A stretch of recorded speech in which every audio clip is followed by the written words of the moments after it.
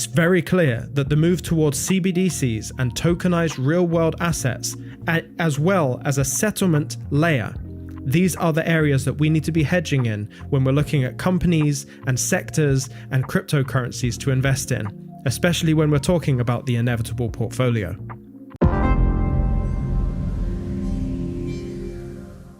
And in our next story, the stablecoin market keeps gaining ground. This week, it's not the crypto startups driving adoption, it's the incumbents. According to recent payment flow data, stablecoin transactions have jumped roughly 70% since US regulators passed the first payment stablecoin legislation in July. Daily on-chain volume now regularly tops $10 billion, up from about $6 billion at the start of the year, and with Australia and Canada both now moving ahead to get new licensing regimes, the regulatory map for stablecoins is rapidly filling in. So while Bitcoin halving dates still dominate the headlines, the steady climb of stablecoins may end up being the more consequential shift, turning blockchain into a payment utility that's always on, fully backed, and increasingly regulated.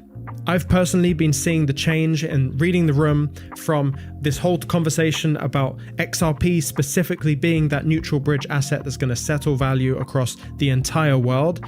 And as I've seen the whole narrative move into actually how stablecoins are becoming that settlement layer, this is just another piece of news that reinforces that idea in me, that stablecoins will be that central asset class that will settle the majority of the transactions that happen around the world. So if we want to participate in that move, which is happening right now, we're simply reading the room. If we want to participate in that move by having our money in a portfolio that benefits from the move into stablecoins, this is going to be a top priority.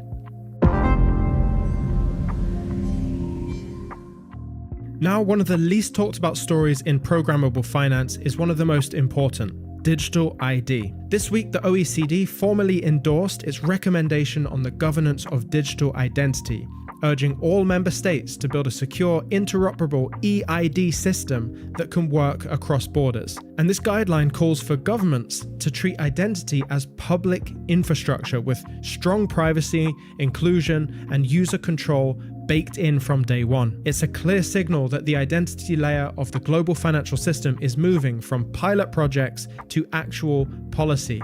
In Asia, Hong Kong's eHKD Phase 2 pilot quietly confirmed the same principle. Every use case, from programmable payments to offline transactions, relied on the verified digital credentials. Without a trusted identity framework, the pilot couldn't actually function.